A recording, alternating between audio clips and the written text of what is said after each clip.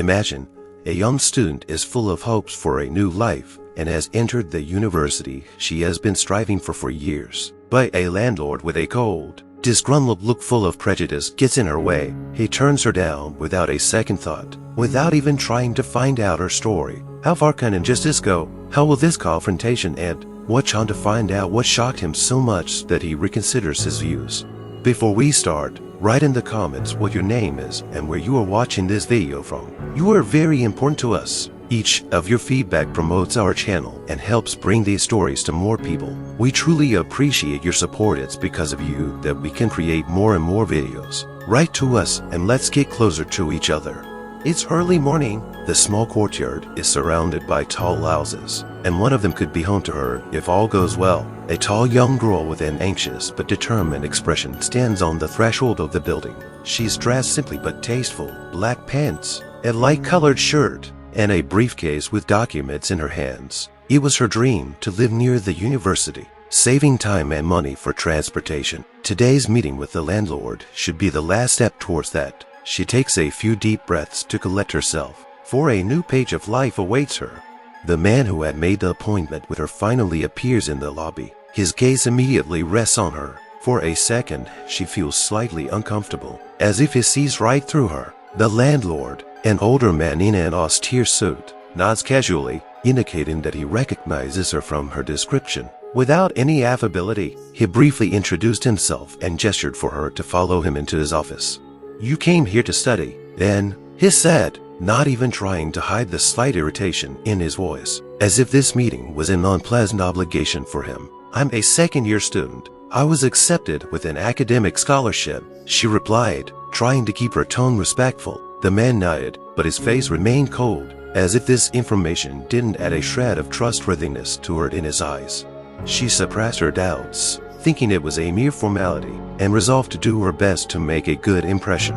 The landlord was scrutinizing the student from head to toe with a cold stare. His eyes, framed by wrinkles, seemed to be searching for a reason to judge, and their piercing light seemed to burn anyone in his field of vision. She could feel his gaze assessing not only her clothes, but the way she looked.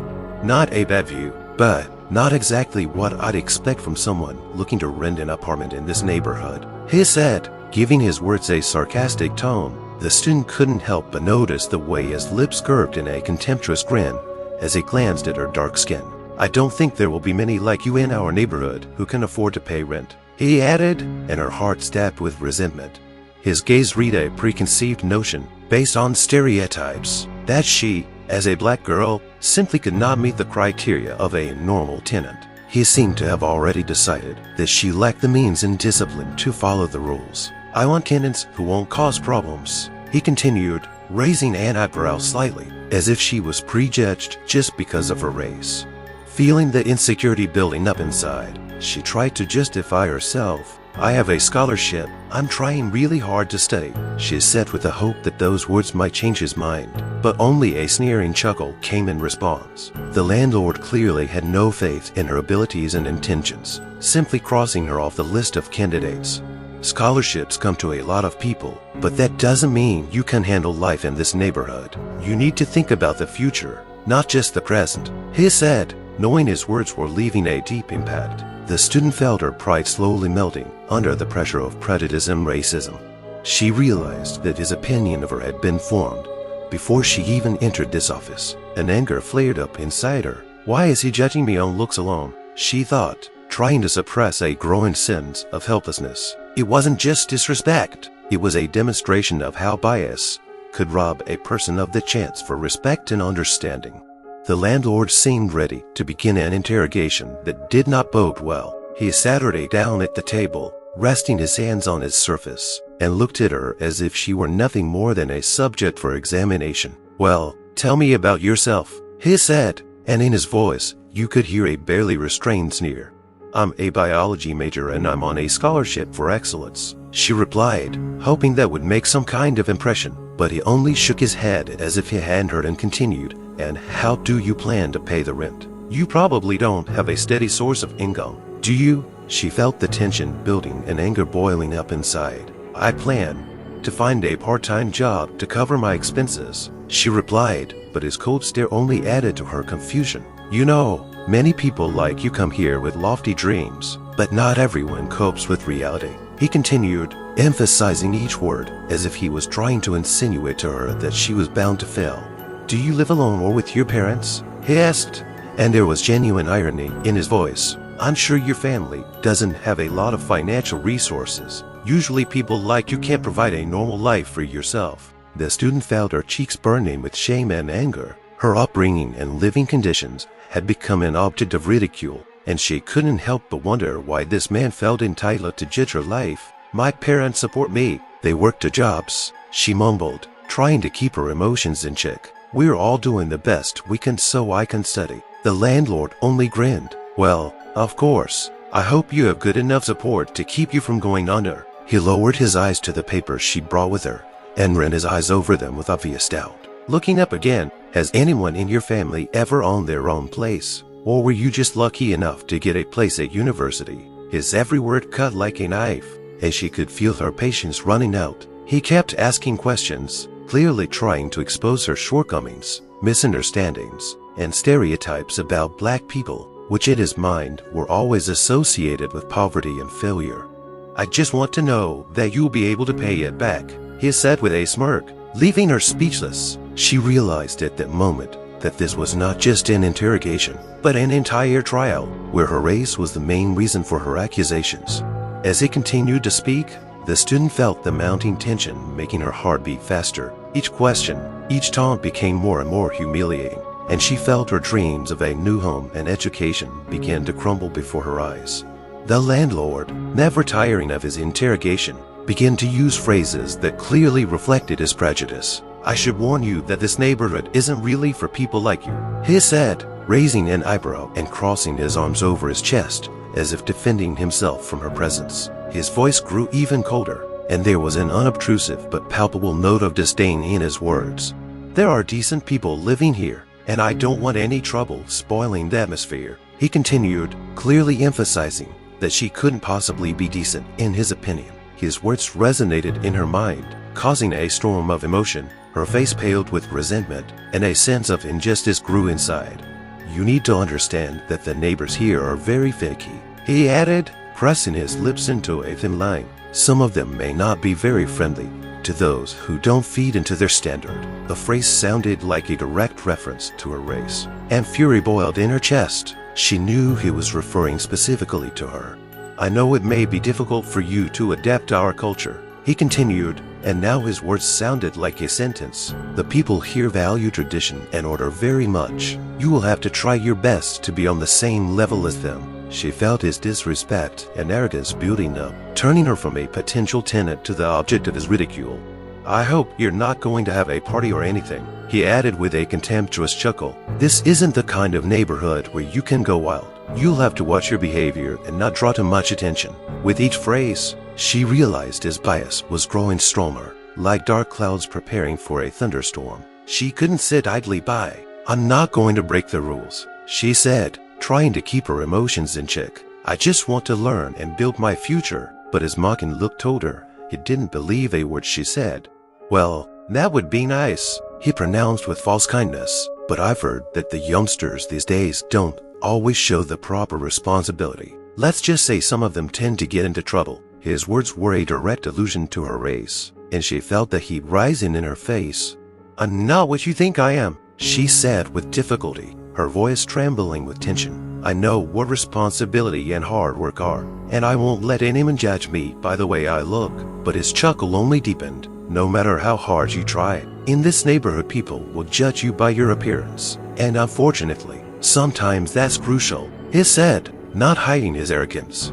The student felt her heart pounding with anger and resentment. Her dreams of a new beginning were becoming more and more unattainable with every word this man said, and she realized that she was facing a bias that seemed to be stronger than her desire for justice.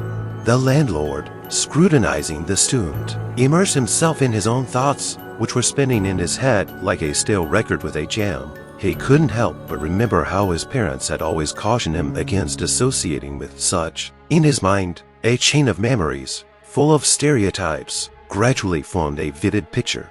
Sullen faces, scandals and incessant talk about unworthy tenants. Oh, according to his family, spoiled the image of their neighborhood. She must be from some troubled neighborhood where everyone lives in poverty and lawlessness. He thought, how many times have I heard how people like her break the rules, cause trouble, and have no respect for those around them. Images of young people having rowdy parties, leaving trash in the yard, and behaving defiantly popped into his mind. Those images overlapped with hers, and he couldn't shake the feeling that she was more than just a student, but just another confirmation of his fears. Yeah, sure, she talks about scholarship and studying, but those are just words. I'm sure there's laziness and irresponsibility lurking beneath that shell. He continued, growing more entrenched in his opinion. Who knows what kind of connections her parents have? Maybe they don't work at all, but only receive subsidies from the government. He tried to quell the anger, but it only fueled his prejudice, turning it into impenetrable armor. The landlord knew he shouldn't judge her by the color of her skin or where she came from, but his fears, subconscious instincts and lingering beliefs were taking over, as if his hatred was already written in his DNA. He looked at her and saw not a person, but just another face from his recent past that didn't know how to live by the rules. I won't let myself be wrong again, he thought, looking at her confident face. I won't risk my property by letting a tenant like that in. Why take on unnecessary trouble? He clenched his fists under the table, trying to contain the growing irritation that was tearing out. What makes her think she's worthy of living here? I can see the way she's dressed. It's not what someone who is capable of respecting herself and her neighbors wears. He recalled, this internal dialogue fueled his hatred more and more, making her a target for his preconceived judgments. Every word he said to her face became more and more cruel, filled with the venom he'd built up himself. He knew it was wrong, but he couldn't get rid of his past and what it had imposed on him. Her face was starting to blur in his eyes, and instead of a girl with a dream future, he saw just another unsuitable face that could hurt his perfect neighborhood. And why do I need this? He thought, feeling his heart clench with fear that his personal prejudices might become true. He looked at her again, and his face, like a mask, captured all his hatred. Now that he was ready to finally close the door on her, he didn't realize that by doing so he had closed another opportunity for his own change. The landlord stared at the girl with a contemptuous grin on his lips. Look, I don't want to waste time, he pronounced, putting the paperwork aside, as if he had many more important things to do than discuss her request. This apartment isn't for you. You just can't afford it. Every word he said sounded like a blow, and in that moment she felt anger boil up in her chest. How can you say that? I'm sure I can afford it. She tried to object, but there wasn't an ounce of compassion in his eyes. Let us not deceive each other, he pronounced, raising his hand as if to stop her. I've seen your kind. You're trying to squeeze your way into a world that doesn't belong to you, he continued, as if enjoying his power over her dreams. Most likely you just want to live here, so you can complain later about how bad it is and throw blame on others. You don't understand how life works in this neighborhood. The words came down like hail, leaving deep wounds in her soul. His voice was tearing, and she could feel his prejudice closing in on her like an impenetrable wall. You think you can have it all just because you're lucky enough to have a place to study, he continued, clenching his hands on the table so that the joints turned white. Everyone here has to work hard to prove their worth, and unfortunately, you don't fit that image. The girl's heart was pounding in her chest, and it was hard for her to breathe. I work hard and study hard. I'm not what you think I am, she said, trying to find courage. I deserve a chance at a normal life. He only grinned. A normal life isn't what you're looking forward to. To be honest, his words sounded like he was pronouncing a sentence. Here in this neighborhood, we prefer proven tenants over those who might cause trouble, he added with obvious disdain. Trouble. The word rolled through her head like thunder. She sensed that this man had absolutely no desire to see her as a human being, only seeing her as a source of possible trouble. She tried to imagine what this proven tenant might look like. Wouldn't he be someone who would look at her with the same disdain, as something low and unworthy? At the moment, she realized that she had no way of convincing him that she was right. This conversation had become a hopeless battle, where bias always won. He stood up, clearly tired of her attempts. I can't afford to risk residents tearing the community apart. I'm sorry, but I can't rent you this apartment, he said, and his words sounded like a final verdict. As he headed for the door, she felt her heart clench with bitterness and humiliation. She stood there, full of emotion and rage, realizing that the dreams of a better life had suddenly slipped away from her like sand through her fingers. As the landlord headed for the door, a veritable storm of emotions erupted in the student's mind. "Please wait," she shouted, trying to stop him. Inside, she was overwhelmed with despair. She couldn't just leave everything behind. "I really need this accommodation," she uttered, her voice trembling with excitement. The landlord, about to leave, stopped and turned around with an expression on his face full of weariness and disdain. "What else?" he asked, clearly not about to change his mind. There wasn't an ounce of empathy in his gaze, but she had no choice. She had to try. "I'm a biology major, and I'm doing great. I received a scholarship for my achievements and hard work," she began, her words sounding sincere and hopeful. "I have goals in life. I want to become a doctor and help people like you. I know it's hard to believe, but I'm really trying to make a difference in my life."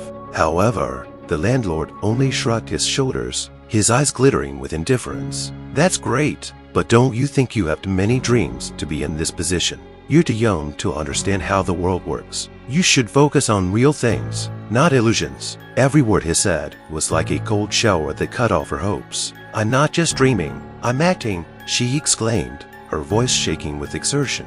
"I'm working on myself, and I need support to make it happen. I just want to live in a safe place, so I can focus on my studies." "Living in a safe place?" he interjected mockingly, crossing his arms over his chest. "Don't you realize that your dreams don't matter if you don't have the opportunity to realize them? Here in this neighborhood, tenants don't just get apartments for nothing. One has to qualify, and you just don't fit in." His words were filled with a cruelty that left deep scars on her soul. The student felt her voice grow quiet, as if all hopes and dreams were slowly fading away. "I just want a chance," she said weakly. "I don't have bad intentions. I'm just trying to build my life like any other person." The landlord grinned again, and there was nothing human in his smile. "You want a chance? That may indeed be true, but alas, I cannot afford to take such risks." His words were like a blow, and she felt a tear boil inside her, ready to burst out. Each of her explanations only fueled his contempt. He didn't listen to her, didn't hear her pain and fear. In his eyes, she was just another victim of her dreams, standing on the threshold, deprived of understanding and support. At this moment, as she stood in front of him, her heart broke with a sense of hopelessness. She imagined how difficult it would be for anyone who, like her, faced prejudice and neglect. Each of them also dreamed of a better life, but faced obstacles that seemed like they would never be overcome. And when the landlord finally opened the door, she realized that maybe dreams were the only thing she had left. "Please think again," she uttered, but his reply was only a silent motion that was the final blow. The door slammed shut, and in that moment, all her hope was extinguished, leaving only the dark shadows of prejudice that she had to contend with next. The student remained standing still, her heart still pounding in her chest, when the landlord turned to her and said with obvious disdain, "You know, in life, especially in neighborhoods like this one, it takes more than just good academics. It takes an understanding of discipline and responsibility." His voice sounded so arrogant that it sounded as if he were speaking not to a person, but to an object to be evaluated. She could feel the anger building up in her like a wave ready to crash. "I understand what discipline is, and I know what responsibility is," she exclaimed, unable to contain her emotions. But he only laughed, and his laughter sounded like a razor-sharp razor cutting her to pieces.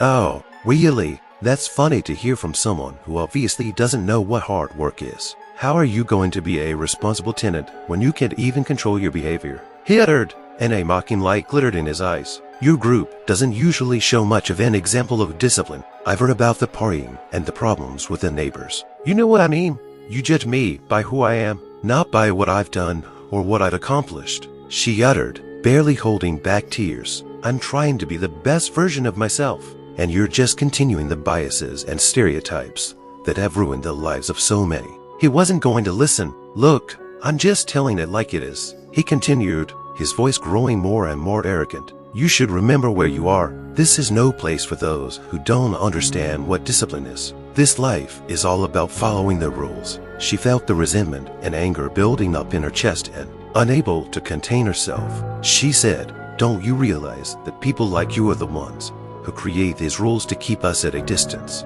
We are all human beings, and we have a right to the best." He only rolled his eyes, as if her words were nothing more than noise that annoyed him. Honey, life isn't as simple as you want it to be. I've seen too many people like you, and I know how it ends. Every comment he made sounded like a warning, full of disrespect, and she realized that to him, she was just another cliché to confirm his preconceived notions.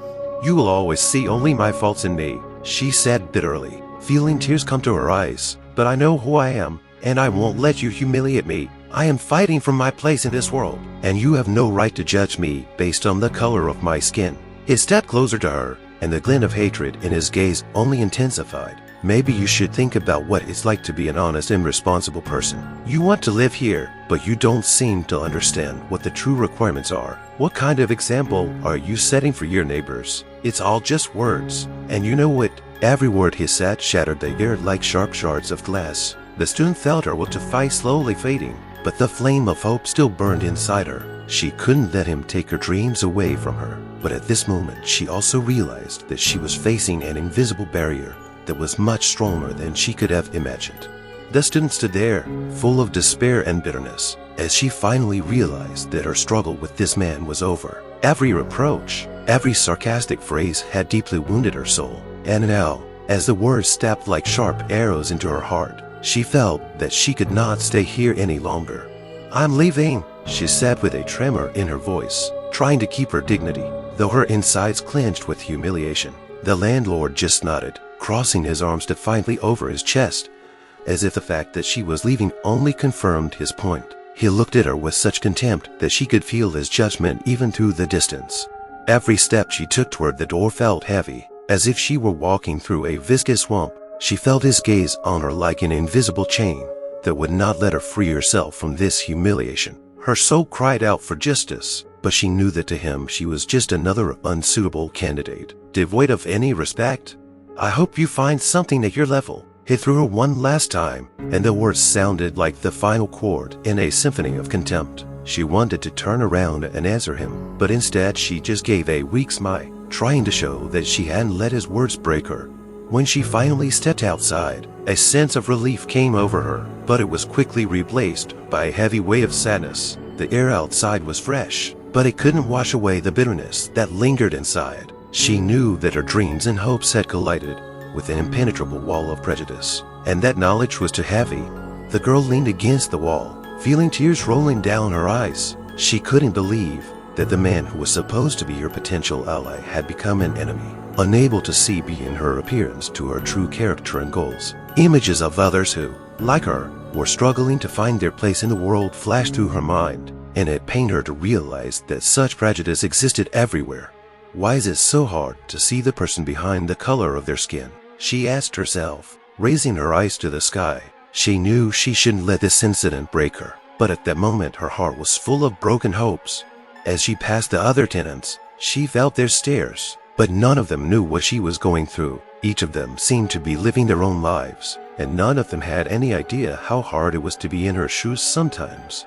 She decided that she would not let this incident break her spirit. She knew she could find another place to live, that she had the support of friends and family who believed in her dreams. While she didn't have the strength to deal with this humiliation, she also knew that there was still a flame of hope burning in her heart, and she owed it to herself to give it a chance. I'll be back, she said quietly to herself, confident that her dreams for the future would be realized despite the obstacles. With that thought in mind, she moved on, determined that nothing could stop her on her way to her dream. After the student left the apartment, the landlord closed the door behind her with a smug look. His eyes reflected satisfaction, as if he had just won an important victory. He headed for the neighbors, with whom he had always maintained friendly relations. This time his tone sounded almost triumphant as he began to talk about how he had successfully repelled the attempt of one unsuitable candidate. You have no idea what kind of problem I just prevented, he said, squaring his shoulders as if proud of his decision. The neighbors standing at the door of their apartments listened to him with interest. She was black and frankly looked like her concerns about life were greatly exaggerated. I don't need that kind of diversity in our neighborhood. The neighbors, nodding, began exchanging sullen glances, their faces expressing approval. Right, not worth the risk, one woman said, her voice tinged with disbelief. We've all worked hard here to create a safe and peaceful community. There's no need to make exceptions. The landlord continued, waving his hands to emphasize his words. I just couldn't allow someone like that to disturb the harmony of our neighborhood. Do you realize how difficult life is for those who work and try? Do we really have to let those who can only cause trouble into our community? His words elicited approving nods among his neighbors. Bingo! One of the men agreed, shrugging his shoulders. We have a reputation to protect, don't we? We don't need to bring in people here who are the most trustworthy. The landlord sidestepped his remarks, emphasizing his biases as if they were accepted truths. I've seen a lot of people like her. No responsibility, no perspective. They just lack discipline. His mockery was evident, and the neighbors continued to chime in. So what if she has ambition? Thought one woman, but she only kept silent, realizing that deviating from the group's opinion was risky. The landlord savored their approval, as if feeding off their fears and prejudices. I'm just doing what I have to do to ensure peace of mind here. We mustn't lose control of what goes on around us, he concluded, turning to his neighbors. His pride swelled like an ominous flower that pierces the light. Meanwhile, in the room where the student's hope once was, all that was left was silence and the shadow of her dreams. The landlord was convinced that his bias was protecting his community, and in that moment, he didn't even realize how blind he was to true values. He didn't realize that because of his racist beliefs and fear of the unknown, he was becoming part of the problem rather than the solution. The neighbors dispersed, and he remained standing, feeling like a hero in his little game that led to the rejection of those who sought support and opportunity. There was no room for humanity in his eyes, and it was what made him proud of his narrowness of vision. At this point, outside of their small group, the world continued to exist, but in their isolated bubble of prejudice, they stubbornly ignored its diversity, losing the opportunity to learn something new and important. A few days after his victory over the black student, the landlord was sitting on the couch in his apartment, enjoying the peace of mind and unaware of the changes that would take place in his life. He had already bragged to his neighbors that he had saved them from potential problems, and he was full of confidence that he was right. The ringing of the phone suddenly interrupted his thoughts. He glanced at the screen and saw the name of his old acquaintance, Dan, who worked at the local university. He picked up the phone with some displeasure, expecting it to be just another conversation about business. Hey, Dan, he said, trying to hide his boredom. What's new? Listen, I have a case I'd like to talk to you about. Dan replied with genuine interest. There's this student who's looking for a place to live. She's very talented and ambitious, but she needs a place closer to the university. The landlord tensed momentarily. Talented? A thought flashed through his mind. What color skin is she? The thought occurred to him on its own, and he quickly tried to suppress it, but anxiety was already beginning to take over. She's black, Dan continued, unaware of his friend's inner conflict. She's having a hard time finding a place because she just moved to the city and wants to focus on her studies. The landlord felt his heart pounding in his chest. He knew it wasn't just a coincidence, but something more. Her again, he thought, and his head filled with images he would rather forget. Remembering the humiliating way she'd left his office, he felt hatred boil up inside him. Look, I don't know. I'm not looking for new tenants at all, he said, trying to find a suitable excuse. You know, I have certain requirements for tenants. Dan, sensing the wariness in his voice, didn't take his foot off the gas, but continued. Look, she has really good grades, and she's a very responsible person. I know you can make an exception if you talk to her. The landlord creased his face as if he'd swallowed a lemon. Yeah, but you know, I'm just not sure. I don't want to take any chances. In our neighborhood, it could cause more problems. You're wrong, friend, Dan said, his voice becoming more insistent. That girl could make a fine tenant. You shouldn't judge her by the color of her skin. I've seen her work hard and strive for success. She deserves a chance. An internal conflict was brewing within the landlord. He had always thought of himself as someone who protected his home from unsuitable tenants, but now his own biases were being challenged. What if she's really nice? The thought slipped in, but his fear of change kept him within the bounds of the familiar. I'll think about it, he finally replied, suppressing his irritation. But I'm not promising anything. He hung up the phone, feeling the anger building up inside him again. How dare he try to make me change my mind? He raged, And even though his mind knew Dan was right, his bias kept him on his toes. With every sip he took, his decisions seemed more and more justified. He sat down on the couch and started thinking about how he was going to ignore this call. But in his heart, he realized that this conversation would not be the last. A new meeting with this student awaited him, which could change his view of the world and of people, and although he didn't realize it yet, his life had already begun to change. A few days later, despite his reluctance, the landlord decided to meet with the student. He was conflicted. On the one hand, he didn't want to open up to someone he considered unsuitable, and on the other hand, he couldn't ignore Dan's insistence. When the student arrived at the meeting, he noticed that she looked confident, but there was a slight worry in her eyes. She was dressed modestly, but she was well-groomed, which reminded him once again that appearances didn't always tell the story of a person. He pushed the thought away, sinking into his preconceived beliefs. She began to tell her story. "My name is Nia," she introduced herself, her voice sounding soft but confident. "I came to the city to attend medical school. I received a full scholarship for my excellent grades and active participation in volunteer work." With every word she said, the landlord grew more and more surprised. Scholarship, a volunteer, that didn't feed his stereotypes. He was familiar with other students who received scholarships and always thought they must be worthy. Nia had described how she spent her time working at the local hospital, helping patients, and it was beginning to impress him.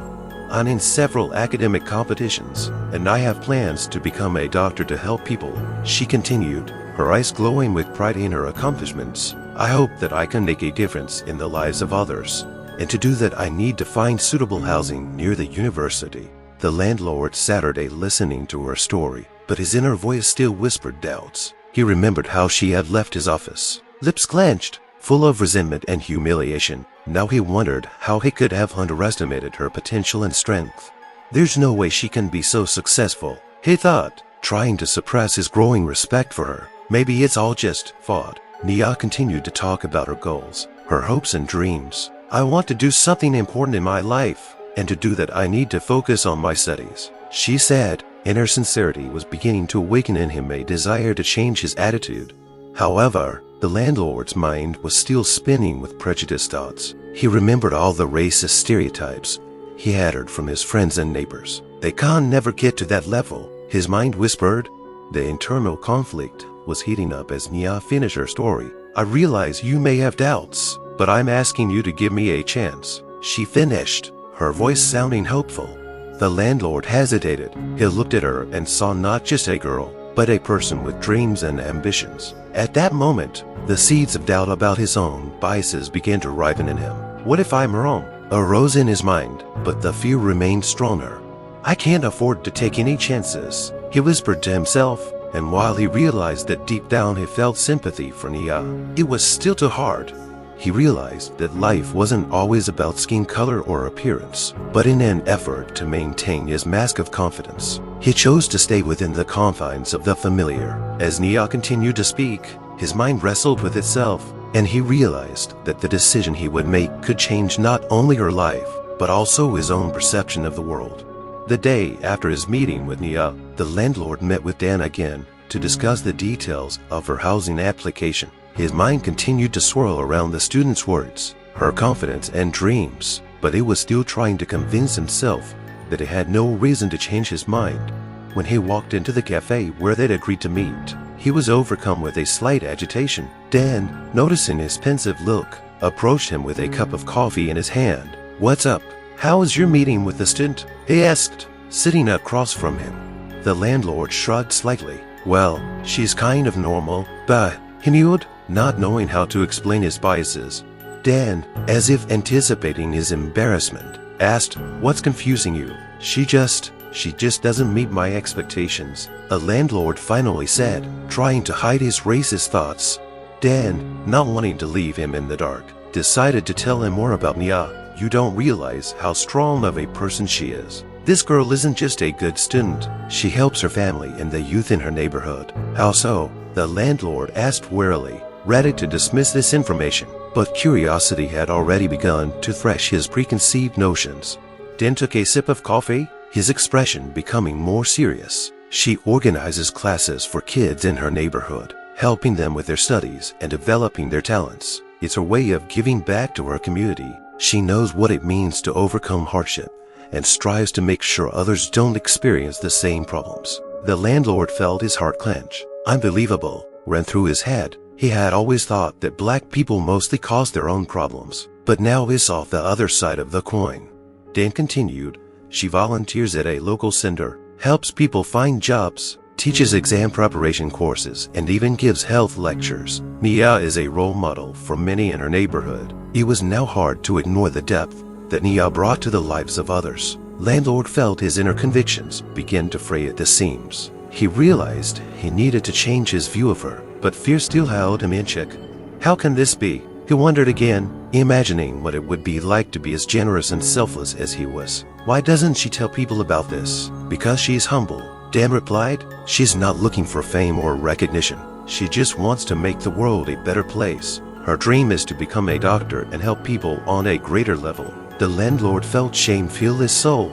I didn't even know what a chance I was missing. He realized images of Nia working with children, laughing, inspiring, began to form in his mind. He never thought about how his bias could destroy such a bright opportunity.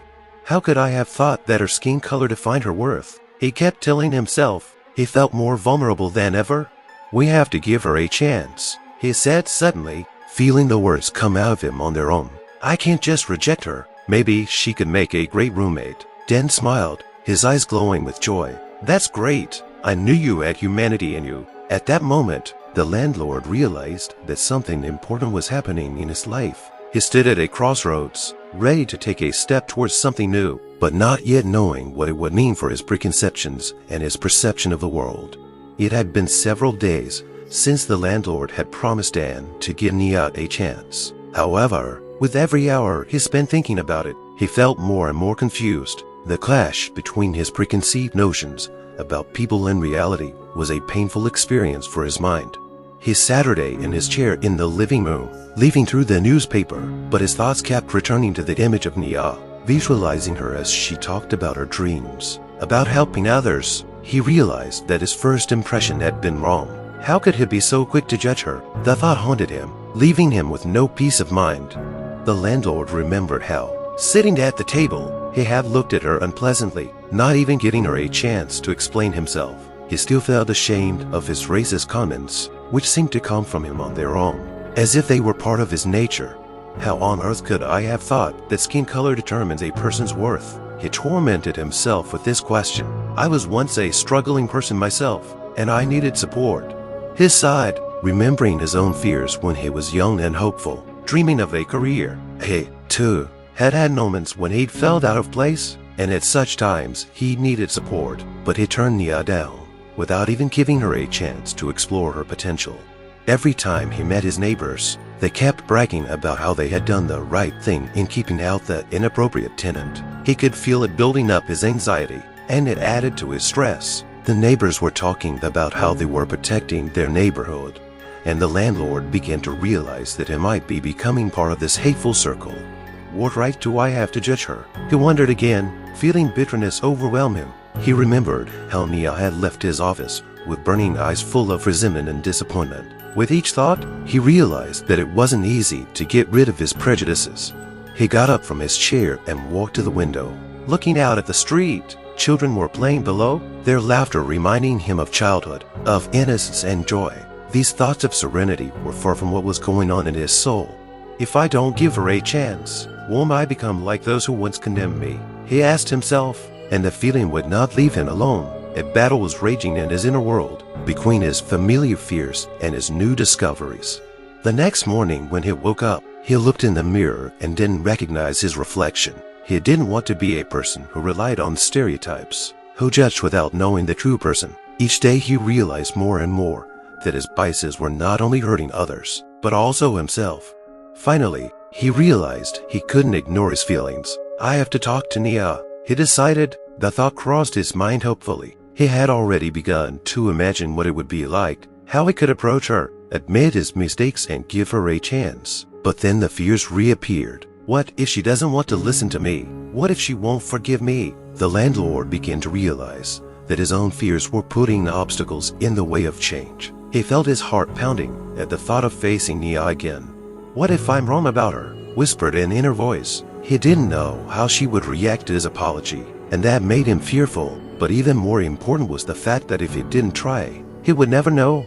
Gathering his wits, he took a deep breath. He needed to find Nia, to tell her about his doubts and open his heart. It was a decision that could change not only her fate, but his life as well. Landlord didn't yet realize exactly how this step would turn his perceptions of the world and himself upside down. But he felt it had to be done. "Let's see what comes of it," he said aloud, already ready to put his preconceptions behind him.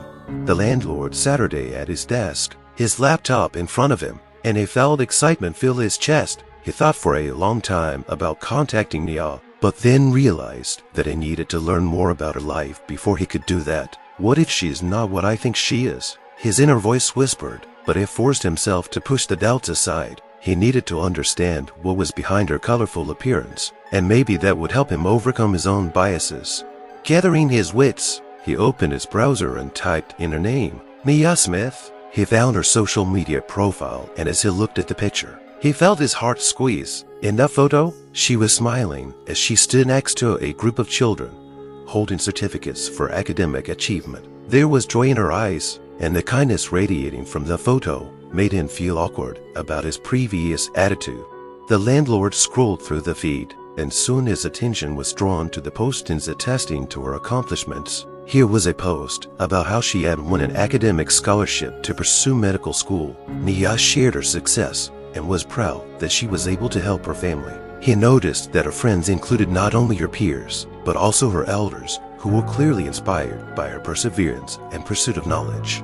She's not just learning, he realized as he scrolled further. Each new post revealed new facets of her life, participating in charity events, organizing activities for young people, helping at a local children's learning center. The landlord felt his heart fill with respect. This was not just a girl dreaming of a career as a doctor. This was a true heroine helping her community. With each new discovery, he realized more and more how deep her intentions were. In one of her posts, Nia shared her experience working at a shelter, helping the homeless. She talked about how important it was to help others, especially those in difficult situations. There was a sincerity in her words that struck him. "Why haven't I seen this before?" thought the landlord, staring at the screen. He suddenly realized that her accomplishments were not just a collection of praise, but a real impact on the lives of others. His previous preconceptions seemed small and insignificant compared to the big picture he was now beginning to see. He also noticed comments from people who admired Nia and her work.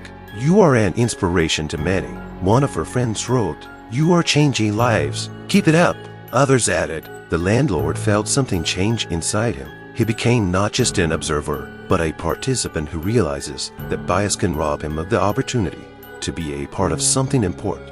He closed the laptop and thought about what he'd learned. How on earth could I judge her without even knowing the whole truth? He asked himself. Complex feelings overwhelmed him: shame, anger at himself, and even admiration. "I want to help her," he thought suddenly. The thought awakened in him a desire not just to apologize, but to support her endeavors in some way. Perhaps he could be one of those who appreciated her efforts, who would be her ally in the fight for change in their community. However, his old life continued to weigh on him. How could he change his attitudes and interactions with his neighbors? What would they think if they knew he was willing to help a student he had previously considered unsuitable? The inner conflict reminded him again. Even so, he decided that he could no longer ignore the truth. The landlord got up from his seat and walked to the window again. Looking out at the street where the children were playing, he realized that perhaps his decision to support Nia could open up new horizons for him. The possibility inspired him. "I'm willing to give it a try," he whispered to himself, feeling a spark of hope ignite in his soul. He sat down at his desk again, opening Nia's page to leave her a message. His fingers trembled as he began typing. He needed to find the right words to express everything he was feeling. "Hi, Nia. My name is James and I am your potential landlord. I would like to speak to you about your housing request. I realize that I made an error in my judgment and would like to apologize. With each letter, he felt his heart fill with courage. "I want to understand you better and give you a chance." The landlord clicked submit and leaned back in his chair, feeling the tension leave his body. This was just the beginning, but he knew this was going to be a turning point in his life. It had been a few days since James had texted Nia. Every day he checked his phone, hoping to see a reply that might help him start a new chapter of his life. He could feel the tension in his chest slowly easing, and it was an unusual feeling for him. His thoughts about Nia grew deeper and more comprehensive, and at some point he realized that this experience was a lesson for him that could not be ignored. However, with each hour of waiting, a sense of unease grew inside him. What if she doesn't answer? Tormented him. James didn't know how long Nia would be able to ignore his words, but he could already feel that this waiting was changing him. He was beginning to realize that perhaps this wasn't just a step toward repairing his relationship with her, but also toward revisiting his own inner world. In that evening, sitting in his chair, he began to remember again their first meeting, how he had looked at her coldly, not even wanting to look into her soul. All those preconceived thoughts that had taken possession of his mind seemed distant, almost absurd to him now. He remembered how he had immediately assessed her appearance and decided that she couldn't be a worthy tenant just because of the color of her skin. It was so wrong, and he could feel his inner conflict growing. How could I let my preconceived notions cloud my mind? He thought. Looking out the window, in which it was already evening, he realized that his mistakes had not only hurt Nia, but had locked him in a circle of hatred and fear that he now needed to break out of. All this time, I haven't seen her as a human being, only as a member of a certain race, he pondered disappointedly. That realization hit him like a thunderclap. James remembered that he himself had once been a student himself. Dreaming of the future, he also knew that preconceived notions from others could be very hard to deal with.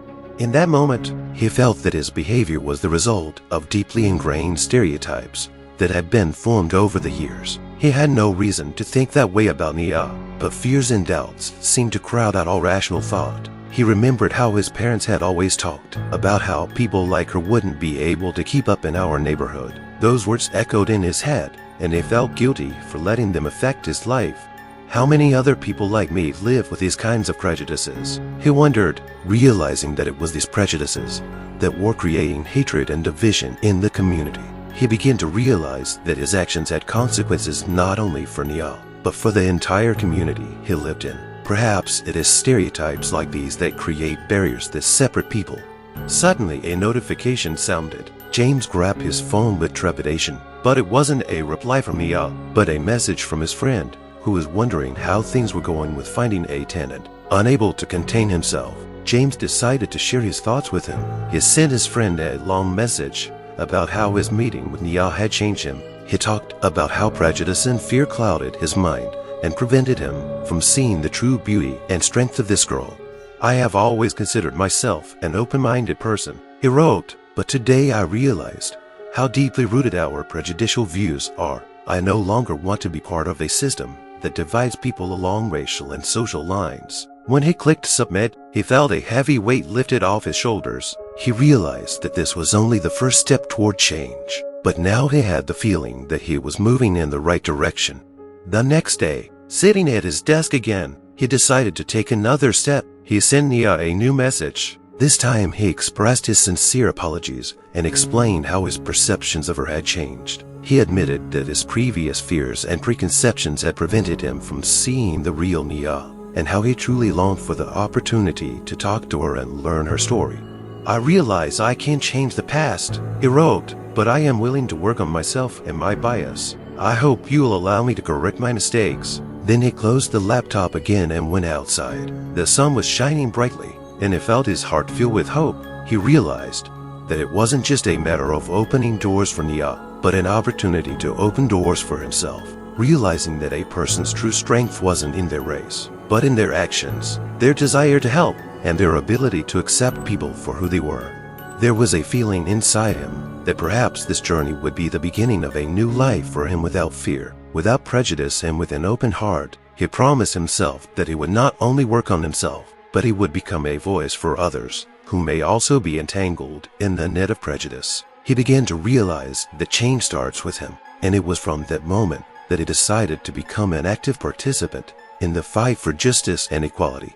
This realization couldn't completely rid him of his guilt, but it gave him hope for the future. James didn't know how Nia would react to his words, but he felt that, regardless of the outcome, this journey had already become an important part of his life. James woke up early in the morning, his heart pounding in unison with his thoughts of Nia. He was looking forward to this moment when he could reach out to her and try to connect after everything that had happened had turned his view of himself and the world around him upside down. He realized that every word he said would have to be carefully considered so as not to cause further misunderstandings. Sitting down to breakfast, he could feel the time dragging slowly by. The dining room was filled with the smell of freshly brewed coffee and toast, but none of those pleasures could distract him from the upcoming conversation. He glanced at his phone, pressing the button to open a chat with Nia. The message sent a few days ago was still hanging there waiting for a reply. How did she react? He asked himself over and over again. Finally, he gathered his thoughts and made a decision. He opened the chat window again and, taking a deep breath, began typing a new message. He realized that he couldn't keep dragging out this conversation. Finally, he began to write. Hi, Nia, it's me again, James. I know my previous rejection was a mistake, and I'd like to apologize for the way I acted. He hesitated for a moment, considering how best to express his feelings. It was as if he had a weight on his shoulders that he was anxious to shake off. He didn't want to make excuses, but he felt it was important to explain his actions. I certainly had no right to judge you based on the preconceived notions and fears I had in my head. He continued, that was inappropriate and extremely wrong. In fact, as I learned more about you, this discovery turned my perception of you upside down. I saw how gifted and strong you are, and how much goodness you bring to the world. He kept typing, trying to formulate his thoughts to sound sincere. There was hope in his heart that Nia could understand him. I would like to offer you a place to live. I'm willing to help you with the rent, and please let me make up for my early rejection. I realize that this may not be able to erase all the pain you've caused, but I really want a fresh start. When he finished writing, James read his message again to make sure there were no misunderstandings. There was sincerity in it, but also some concern about whether Nia could understand his true intentions and perhaps forgive him. He pressed send and leaned back in his chair. Conflicting feelings raged inside him, hope for an answer and fear of possible rejection. He realized that this situation was not just about housing, but about rebuilding trust. With every minute of waiting, he felt his heart fill with excitement. James went for a walk to take his mind off his thoughts. He noticed the sun's rays breaking through the trees, creating beautiful patterns on the ground. It was similar to his inner feelings. Life continued to flow despite his misunderstandings and mistakes. He realized that he needed to learn to accept himself and his weaknesses.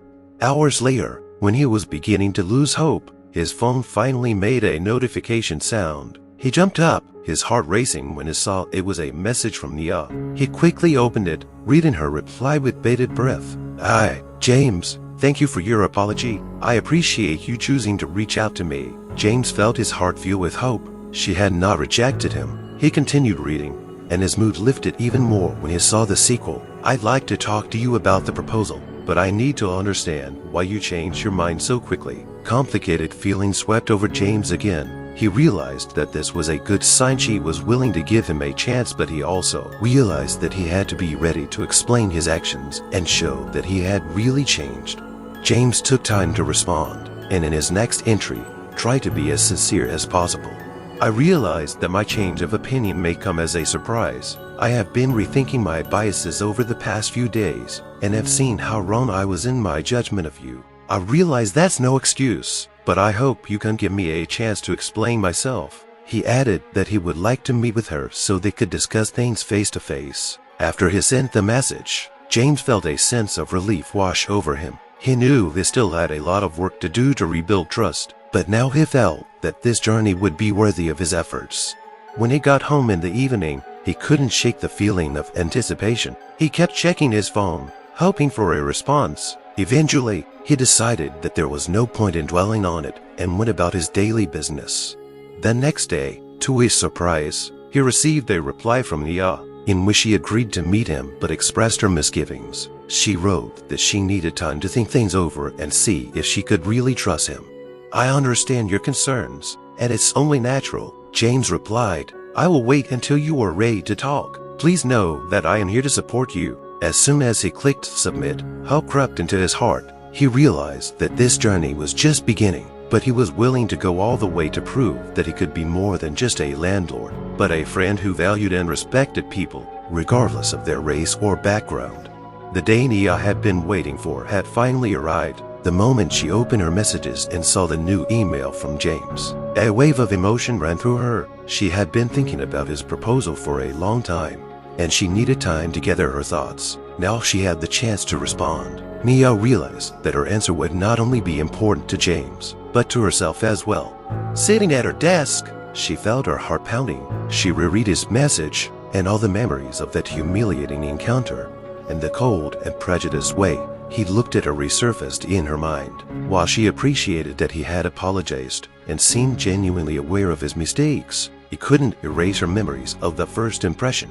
What's the point of offering me a place to live if he's still looking at me through the prism of stereotypes? Nia thought. She remembered how his bias had made her feel out of place, as if her accomplishments didn't matter because of the color of her skin. Those memories kept her down, and in the end, she decided that her dignity was more important than any accommodation. Nia opened a new message and her hand trembled as she began typing a reply. She tried to be polite, but at the same time convey all her determination. "Hi, James," she began. "Thank you for your message and for apologizing. I appreciate your words and the fact that you want to discuss this with me." As she continued to type, her heart overflowed with feelings. She realized she had to be honest with herself and with him. "I must say, however, that despite your offer, I cannot accept lodging with you," she wrote, trying not to let her emotions take over. "Unfortunately, your prejudiced views and the way you perceived me at our first meeting left me with a heavy feeling. I can't live in a place where I'm judged solely on the color of my skin." Every word resonated in her heart, and even though Nia felt fear creeping into her, she knew she was doing the right thing. She continued to write, trying not to miss a single detail of her thoughts. "I am proud of my accomplishments and my experiences, and I would hate for anyone to view me only through the lens of stereotypes and prejudice. I dream of living in a place where I will be seen as a human being and not a member of a certain race." When she finished writing, Nia looked at the screen. She felt strong, though there was a certain sadness inside her. It wasn't easy to say no to someone who seemed to realize her mistake, but at the same time, her inner voice confirmed the rightness of her choice. She didn't have to let anyone question her worth. She ended the message by adding, "I hope that you can understand my position and that this will be a lesson to you. We can all learn to overcome our biases and stereotypes, and perhaps this experience will be the beginning of the change that is needed." After sending the message, Nia felt a lightness in her soul. She had taken a step that was important to her, and now she didn't have to worry that someone might perceive her differently than she really was. She was ready for a future that would be full of respect, understanding, and acceptance. Meanwhile, James sat her day on the couch, waiting intently for her response. He felt that talking to Nia was important to him, and his anticipation was building with each passing minute. Time stretched slowly, and when the notification finally arrived, he opened the message with bated breath. As soon as he began to read, his face changed expression. Nia's words penetrated his heart, and he felt his previous biases may not have completely disappeared, but they were now given a new meaning. He realized that what he thought was a good intention might have been perceived quite differently. "Have I really been so blind?" he asked himself, and the realization came with a force he hadn't expected. He realized that all his apologies might have been empty if he didn't do more than just say the words. He realized that he needed to learn, and that his actions needed to be directed not only at himself, but also at those he had previously judged.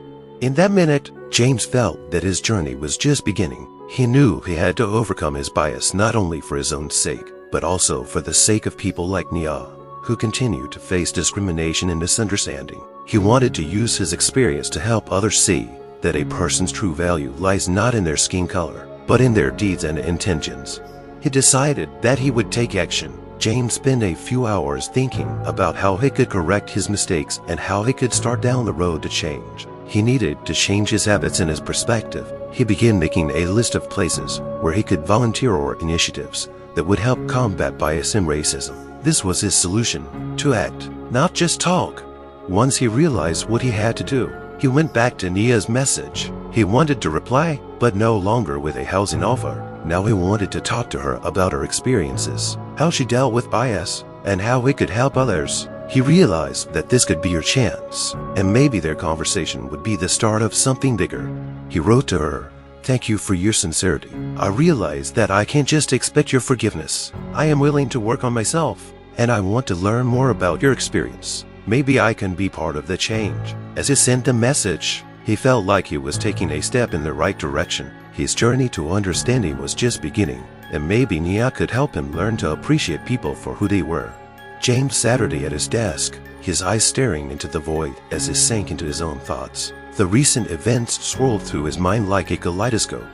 His first meeting with Nia, the moment he prejudged her, his bewilderment when he learned of her real accomplishments, and finally her rejection. With each moment, he realized more and more clearly that he had missed not only the opportunity to welcome a gifted student into his home, but also the chance to see the world from a different perspective.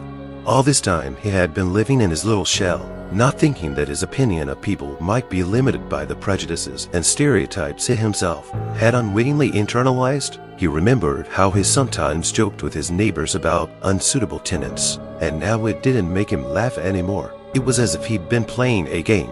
He lost all this time, not realizing that the stakes were much higher than he'd anticipated. He stood up and paced the room, unable to stay still. Every minute of waiting for Nia to answer reminded him of his ignorance. Why didn't I look deeper? He asked himself. Why didn't I ask questions about her life, her purpose? Why did I believe the preconceptions right away? These thoughts tormented him, and a burning need to do something meaningful began to arise in him. Neighbors and acquaintances had always said that prejudice was part of his character, and perhaps they were right. He no longer wanted to be part of a system that supported racism and injustice. He wanted to figure out how he could change his attitudes and perhaps inspire others to do the same. James remembered his mother, who had always said that knowledge was power. She had taught him to study people and cultural differences, but he had forgotten that in the hustle and bustle of everyday life. He remembered her stories about how hard it was to fight prejudice when she worked in a school where most of the students came from disadvantaged backgrounds. How many times she had tried to convey to them that they could succeed, despite the fact that others often looked at them through the prism of stereotypes. "I should start with myself," he thought, and immediately picked up his phone. He had an idea. He could contact a local organization dedicated to supporting disadvantaged students and fighting racism. Perhaps he could offer his services as a volunteer, providing housing for students who needed a place to stay. This would have been his way of redeeming himself. As he dialed the organization's number, he felt the fire of hope ignite inside him. He realized that this was only the first step, but he was ready to move on. After a short conversation with the organization's coordinator, James felt a surge of energy. They arranged a meeting where he could discuss possibilities of cooperation and find out how he could help. That same evening, he couldn't wait to visit the organization's office. James remembered how he used to think that helping others was just charity. Now he realized that it was also an opportunity to broaden his horizons and see the world from a different perspective. He looked forward to meeting people who were doing something meaningful for the community and perhaps sharing his story with them. As James prepared for the meeting, he thought again of Nia and her reaction to his initial behavior. He realized that it wasn't just a rejection. It was a signal to think about how he could change his behavior and his attitude toward others. He remembered Nia talking about her accomplishments and how important it was not to judge people by appearances. He sincerely wished he had the chance to tell her that he had changed, that he was willing to learn and grow. A few days later, when James came to a meeting with the organization, he felt a sense of excitement. He was greeted in the room by people of different ages, races, and cultures. They were discussing important issues, and his story was unique, but they were all united by a common goal of creating a more just society. He felt a new feeling stirring inside him that he had not experienced before: unity.